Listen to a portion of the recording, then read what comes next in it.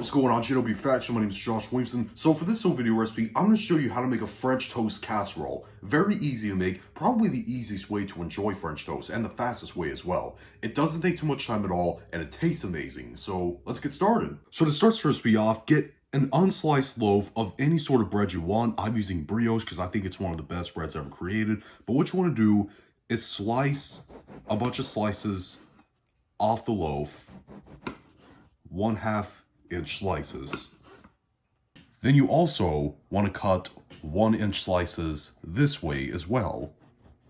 And also what you want to do is just cut little 1 inch cubes of the bread off. You want to make all these into 1 inch cubes. Then you want to transfer them to a 9x13 inch baking tray that I've lined with parchment paper, and I've also greased that parchment paper with some softened butter. And after you've done this, you want to set this aside and you want to make the custard. Alright, so to make the custard, what you want to do is in this bowl, get 1.5 cups of heavy cream, and to that you want to add 5 eggs. Now it only looks like I had 6 because in one of the eggs there was two yolks in it. 3 tablespoons of dark brown sugar, 1 teaspoon of vanilla extract, 1/2 teaspoon of cinnamon, and 1/2 teaspoon of ground nutmeg.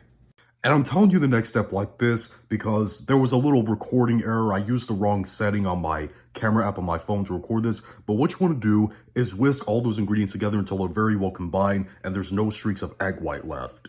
Alright, so back over to the pan that has the little bread cubes in it. What you want to do is pour all of that custard into the pan. And then toss the little bread cubes in there until all of them are well coated in the custard.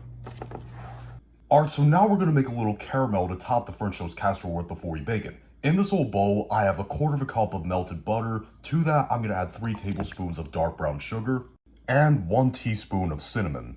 And mix those all together with a fork.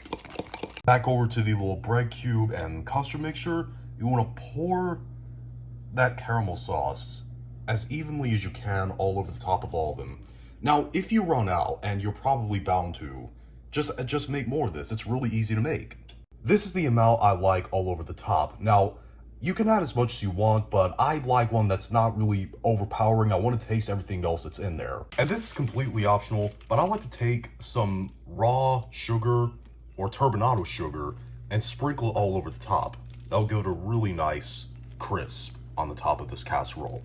Alright, so after you've done all that, what you want to do is put this in the oven at 350 degrees Fahrenheit or 180 degrees Celsius for about 35 to 45 minutes. But halfway through, you want to turn the tray around, rotate it, and then cook it for the rest of the time so that it cooks evenly. Alright, so this is what the casserole should look like when it comes out of the oven. Now, what you want to do is let it sit for at least 10 minutes, and I'm going to come back, I'm going to cut a slice off, top it with some butter, maple syrup, and powdered sugar, and I'll show it off for presentation. Alright, our French toast casserole is done. Like I said, it was really easy, didn't take a lot of time at all, and it tastes amazing. If you don't want to, go through the process of making a slice of bread stale, this is the way to go. It takes a lot less time to do so, to make an amazing French toast this way, and it's really good. But if you tried this recipe out, leave in the comment section down below and tell me what you thought, whether you liked it or you hated it. If you liked this video, thumb it up, hate this video, thumb it down, and be sure to click subscribe and become a member of the Turbinado faction on a journey to 10,000 subscribers. See you later.